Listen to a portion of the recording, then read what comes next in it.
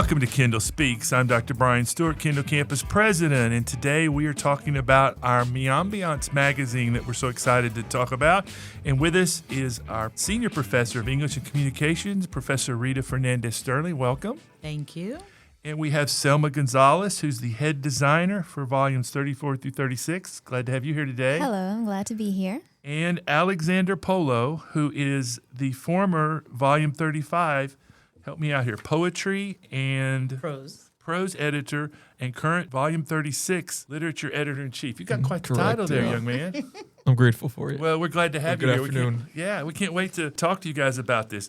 Let's first start with you, Selma. Tell us a little bit about yourself and what brought you to the Kendall campus and just a little bit about you for our audience.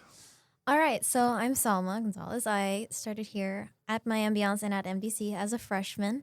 And the very first summer after I graduated from high school, I was at one of the freshman orientation events that they have. It was the barbecue, or one of them. Okay. Yeah, and so at the one of the tables was Miambiance. It was Rita and Megan.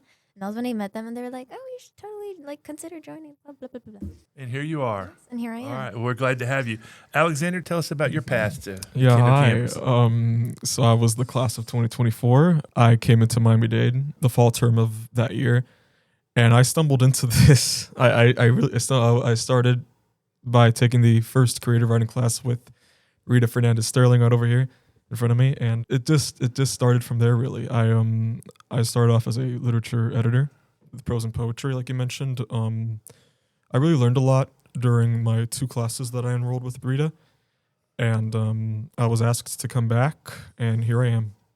What high school did you go to? Robert Morgan. Robert Morgan. What about you? I went to Miami Art Studio. Okay, Miami Arts. Those are 2 good schools. Well, let's talk to our returnee, Professor Fernandez-Sterling. You're a returnee on our program. Tell our audience, remind us a little bit about your story and what brought you to the Kendall campus. Well, thank you for the invitation. Glad to be here. My story begins in 2000. I started as a GED instructor, tutor, if you will, for reading and writing. And I shortly became an adjunct professor in college prep and English. And then soon after, when college prep was no longer, the thing, we all transferred to the English department. But I was very fortunate because I had already been in the English department as an adjunct. So it was a great experience knowing everyone, and it was an easy transition. And so in the English department, I met Marta Magellan, who was the advisor for Miambiance for many, many, many years. And so she took me under her wing for a lot of things. We were part of Arts and Letters together and other committees. And so she took me under her wing, and she said, I really want you to consider being part of Miambiance. I would sub for her classes, and, I was part of her team before she retired. And so in 2017, my goodness, Tony and I became the advisors for Miambiance. And here we are rolling into volume 36. Yeah, we'll talk about some of the awards here shortly in a minute. Selma and Alexander, tell us a little bit about what Miambiance is for our audience. Okay, so Miambiance is the award-winning literary and arts magazine for the Kendall campus here at Miami-Dade College. We've been around since 1989, and during these past nearly 40 years now, we've had students submit works for us, and it is a magazine that is done by the students with not just the editing process that we have, but also the jurying, the designing aspect as well. We also we just do our best that we can to just really showcase the talent that we have on this campus.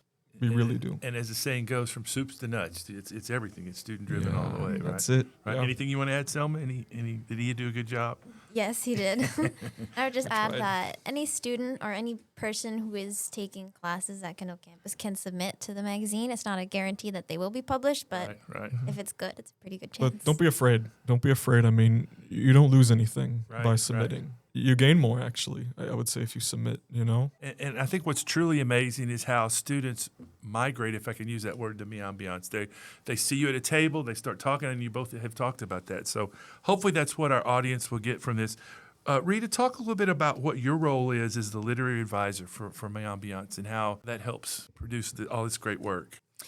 Well, my role is I teach a class. It's a creative writing class. We call it the Miambiance production class. And that's where all the magic happens. And so, we're introduced to a new set of students with great ideas. And we start building from there. A lot of our students become staff, and they, of course, stay with us even after they don't take classes.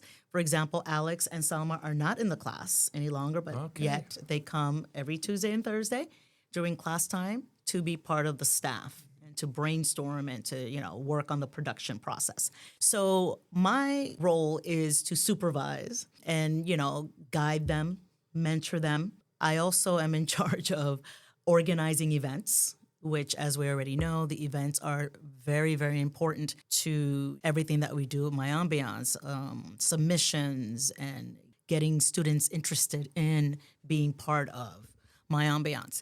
And so Tony and I work together with the students, especially in the spring. That's when, the production process gets going. And so we're right there through the whole process. And, we're very fortunate that we've had great staff come through all these years. I mean, and the beauty of it is that we become a family. Right, and I've right. mentioned this before, where, we have students from Volume 27 that we're still in contact with. They still come to the launch. They sometimes come and talk to the present staff and just give them some insight on, their experience. And so I think that's what it's all about. It's just the community that we build, and then while we're producing an award-winning publication. So, And your I launch love is it. not to be missed. It's an awesome event. And you mentioned Professor Chirinos a couple of times. Tell our audience who he is, because we don't have him, unfortunately, here Right. today, but I know you two are like Siamese twins in some ways. Yes. So Tony Chirinos is a photography professor. He has a lot of other accolades that I'll let him speak of at another time. And so together, when I came on board to Miambiance, there were 2 English faculty. And I think that's how it is on other campuses. And so I said, well, it's a literary arts magazine. So where's the art part? Like, we need somebody, who has that experience and that eye. And so Tony and I had worked on arts and letters and other committees. And so I brought it to his attention. I said, look, this is what's happening.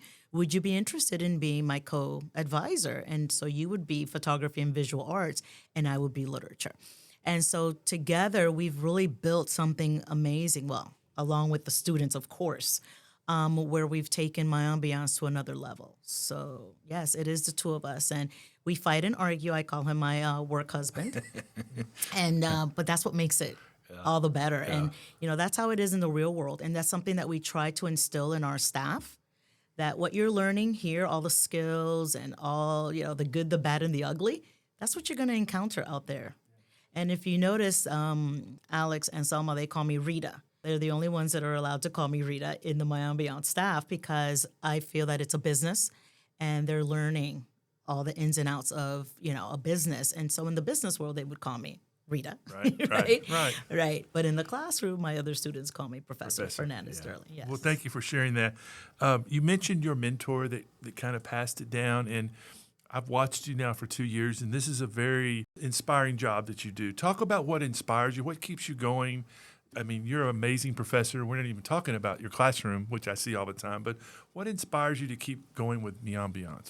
I think it's the students, obviously. Like I mentioned before, every fall term, unless we have students who are transitioning into their second year, like Salma and Alex, it's a whole new set of students with, bright ideas, and, they're all bright-eyed and bushy-tailed, and it's like, oh, what can you bring to the table? And so I think that inspires me to continue and to inspire them the way they inspire me, and to help them believe in this piece of art, because that's what it is. It really The is. magazine is a work of art within itself. And so once they understand what we're doing, then that's when the magic happens. And then you see it.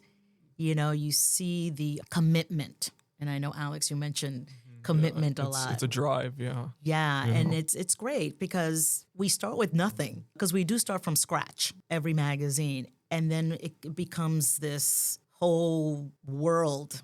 Living. Some of us are very hungry to really prove what we could do with Yes, it, absolutely. And so that's what keeps me going. That's what inspires me every semester. At the end, it gets a little dicey Right, Salma? Especially when we're trying She's to. smiling for those that can't see. her Yes, face. yes. When we have to decide what works we want to submit for a contest and things like that, that's a lot of work too. But overall, it's so worth it for me, for Tony, and for our students. And the creativity just blows me away every time I open it. I can't wait to read it. Alex and Selma, tell me a little bit about the process of how you collaborate, how the ideas, the themes come about. What's the process like?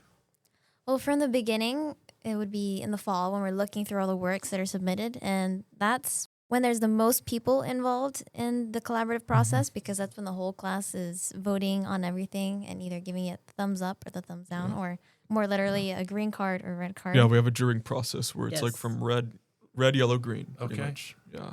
And obviously they're all student works, like we mentioned. We try to create room as well for discussion as well, just to ask what the thoughts are really, and just opinions too. And just really it's a process of trial and error. But we also, after really the jurying process, that's when we really start to edit the literature works. You know what I mean? And we obviously try not to like distort the meaning of the work, but we do look for misspelling, grammar, punctuation, all those kind of things. What a good English teacher would look at, right? But talk about how we come up with the theme, because people always ask us about that. Oh yeah. So, Yeah. Salma, Well, the theme, it sort of depends. Or I know there was a couple volumes ago where it had to do, the original theme was fine dining versus casual dining. And then that was the one where that influenced sort of the aesthetic of it, but also more the thematic shift from, more casual sort of carefree sort of visual style to the more structured uniform style. But then by the end, it had changed a lot to it. Usually the theme, it's supposed to be something more malleable so that it's easy to work with, like as priorities change and as works change and all that sort of thing. And by the end, it was a pretty different beast. Different piece. Well, we talked about the launch. For those that have never been to the launch, one of my favorite things is hearing the people read their works. And so I know you don't know the next launch date, but it's what? Oh, I do. Do you really? When is it? Yes, September 15th. Okay, please, you should come to that. And we had standing room only last time, Yes, as I recall. it But usually is. It's really cool to see the artists and to present their work. So, Alex, what's your favorite part of the process with Miambiance? My favorite part of the process. I mean, I would say that I sort of did mention too, like just the discussions we have too, on like what can work and what can't, and what we think can't work. Really, it's just as tedious as it may be. It's a very crucial part of the process, and it's very fulfilling once we get all that done. Really, And like I said, with editing and everything, like it really just comes down to our discussions too, and just what we think can and can't work. What about your favorite part, Selma? Well, obviously, as a designer, my favorite part is the design process. That's okay. That's good. I enjoy that process a lot, obviously. And at least the hardest part is really just getting started because, starting from scratch. But then once you at least have the skeleton of the magazine, then it becomes a lot more fun to try and like puzzle everything into the way that it'll look best. See it to the finish line. That's Yeah. cool. Professor Fernandez-Sterling, talk about the learning aspect that goes on with what Alex was talking about, because I got to imagine it kind of warms your heart to see that occur when that kind of discussion happens. Well, the growth that I've seen, especially with Salma and Alex, I always tell Salma's story, which she kind of mentioned earlier, how she came up to the table. It's like, oh, what's this, right? And we're like, oh, you should join us. And 2 years later, she's designed two of, they're all great magazines, but, very highly recognized nationally.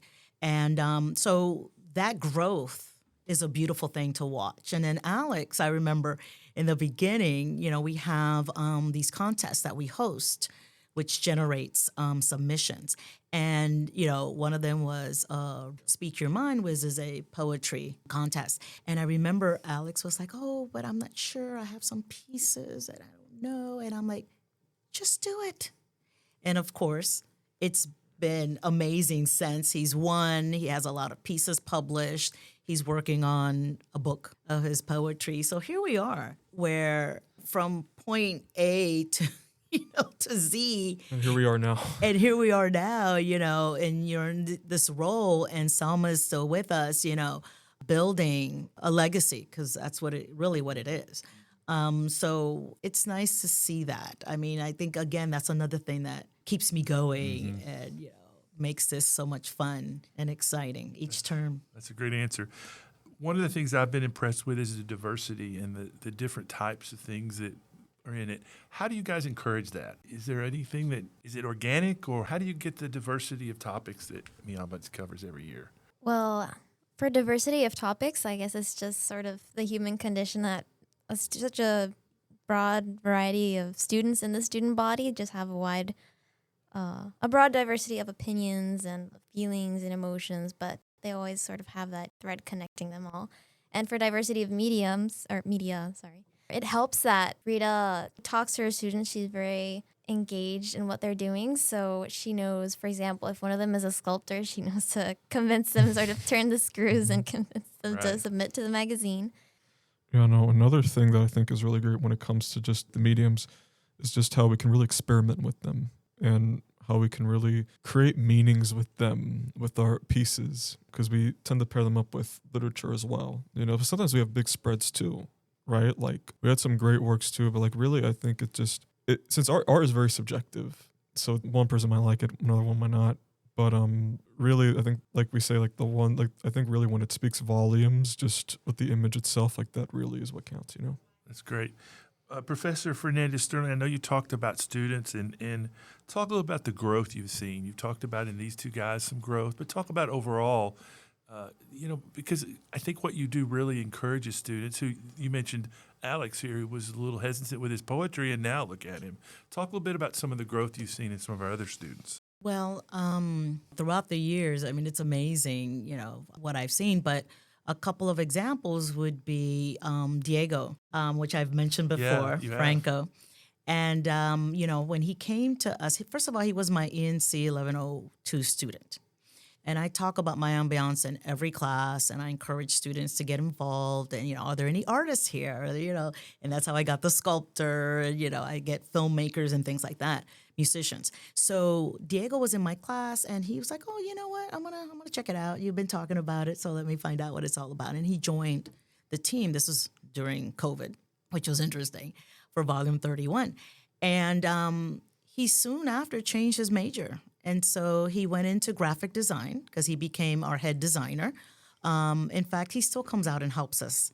When we have workshops or events, there's Diego, encouraging and helping, the current staff. But he went into graphic design. He went to FIU. He graduated. And now he's in the field working in graphic design. That is all, I want to say, because of his experience with Miambiance, right? And we've had other students, too, that follow a different path once they've explored and been a part of this amazing magazine. So that makes me really proud. And, the fact that they're still around around meaning they're still in the area, in our community, and they can come out and still be a part of, Miambiance in many ways. We have a workshop on April 7th.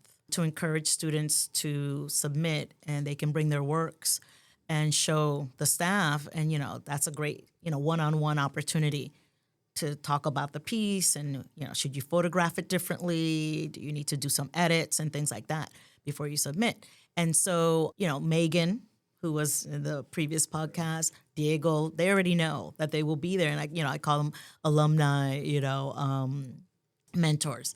And, we even give them a little shout out in the magazine because they are always going to be a part of Miambiance. And I think that's going to happen with Alex and with Salma.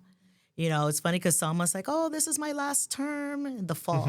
And I'm like, no, Salma, no. I was so sad. Me too. Right?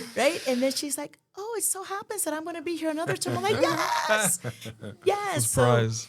So that was a wonderful surprise. And again, I wish we could keep them forever, but we know that that's not the case. But I know that all that they've learned, not only about, design or literature, is something that they're going to take with them in their future endeavors. And I think that makes me very happy. It makes my heart sing. And it should. And I think you mentioned the eyes, the way you open their eyes to things. I'm just so glad you mentioned that. All right, Alex and Selma, tell me about your favorite moment, your piece, feature, and why from Miambiance. Selma, ladies first. All right, thank you. Well, from the last volume, one of my favorite pieces to work with or on was the featured artist interview. That was when we interviewed the dancer. I forgot her name right now. But she was a dancer who had to undergo surgery for her scoliosis, and she had to do a ton of physical therapy and all that. And so it was fun because we got to do a photo shoot with her and take all these like cool photos of her dancing in her in a hospital gown. And aside from that, it was cool to sort of format the interview questions in a way where it was supposed to sort of look like a spine, like the vertebrae of a spine.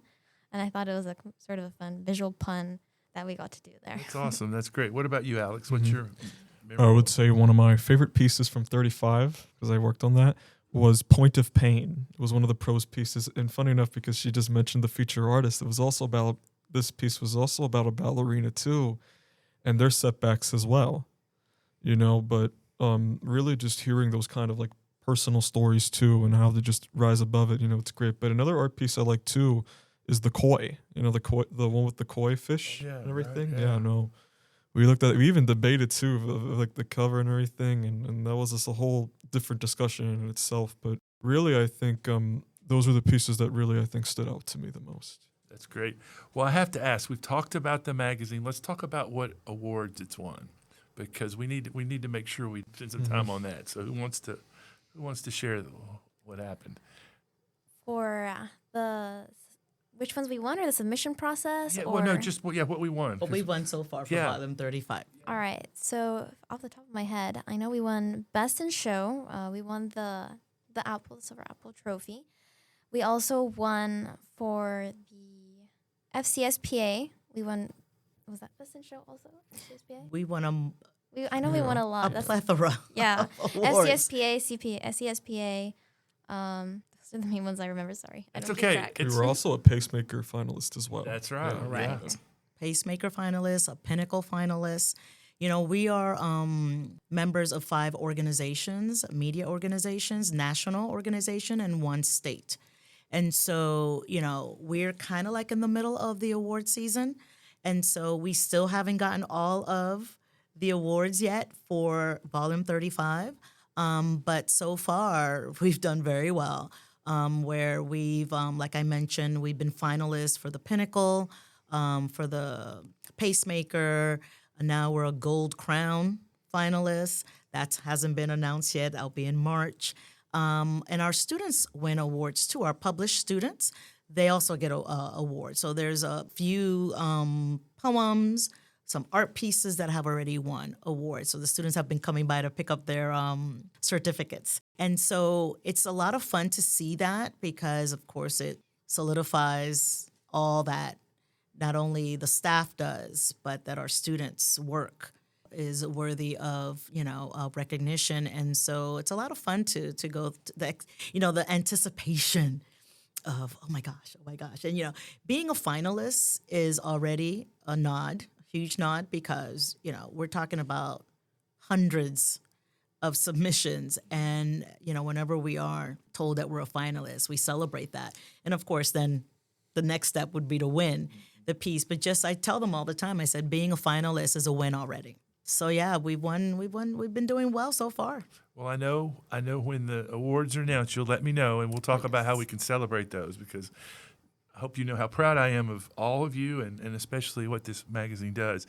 Well, as we wrap up, I wanted to give both of you an opportunity, and our professor, I'll let her end it. But what advice would you give someone out there that has a creative juice but doesn't really have the ways to entertain it right now? Don't be afraid to shake up the world, Just don't be afraid. Just shake it up, just be bold. Go for it, huh? Go for it, yeah. Don't be afraid of your style. Don't be afraid of your identity, just try to shine, Yeah. And persevere. That's great, Alex. That's great. Sam, what would you say to a student? I would say to something similar, to not be afraid to not sort of get ahead of yourself and think that you won't be able to do something, and then just sort of undercut yourself by not doing it. And to not be afraid of, having to work hard and having to learn discipline, because it's not necessarily something you're born with, but you can develop it over time. And it is obviously one of the most valuable qualities you can have in art and in life. Very nice. Professor Fernandez-Sterling, what would you say to your future students out there listening? Well, I would say, I look forward to meeting you. And again, just like Salma and Alex said, don't be afraid. A lot of times, artists are notorious for thinking that their work is not good. Right. It's not enough. It's not ready. I hear that a lot. It's not ready. And what do I always say? Submit it. We will take a look at it and we will decide. It's really like the artist's curse, Yeah, I think it's across the board. I hear this all the time, and it's like, well, just send it in, and let's see. Maybe we can work with it, but don't be afraid to take that first step because you don't know what's going to happen after you take that first step, and you're missing out on that opportunity. So I say just do it. And remember that on April 7th, you guys have a workshop coming. We have a And workshop. make sure that's a good opportunity to do that. Well, we like to end our Kendall Speaks podcast by turning the microphone around and letting you ask me any question you like. So who wants to go first? All right. Well, what do you like about working here at Kendall Campus? That is a really hard question because there's so many great things. Today we hosted a board meeting. I think what I love most about the campus is every day is different. We had a big cookout for our alumni baseball team this weekend. I'm grilling out on Wednesday for our basketball team, so you guys come to that. Every day there's something cool going on at Kendall, and you guys are one of the really cool things. And so every year I can't wait to see when the magazine comes and it slides on my desk. And so, but if I had to pick one thing, I think it's the students. From our KLA students to our honor college students to just every student. We are blessed at Kendall to have a great student body and great faculty. I better mention great professors like Ms. Sterling here. Yeah. I have one question. Okay. What day will you be serving coffee? We are doing that for Valentine's Day on February the Thursday of Valentine's week. Yeah, no. Little cafecita. Yeah, I need that. I'll try not to burn my hands. They give me these little gloves, and we'll have some sweets. We have a couple other special things planned for that one. So, Are you doing good, by the way? I'm doing great. Good. We're in the second week, and it really feels like the semester's smoothing out. I love seeing the campus full of students. Today's a great day walking campus. But yeah, it's awesome. And any ideas you guys have of ways to support students, please know that my door is always open because that's what we're here for. We're here to help shape minds, right? Absolutely. All right. Well, thank you guys. Thank you, Professor Fernandez-Sterling, for being here today. Selma, thanks for staying around another semester. Yes. Alexander, thank you for being here. Thanks for the opportunity. And we will stay in touch because I know there's more awards and more things to do. So thank you for being here. That concludes our Kendall Speaks for today. I want to thank our guests today. I also want to thank Christina Sines, our head writer, Alex Bello, our producer, and Paul Klein, our executive producer. Thank you for joining us today, and goodbye for now.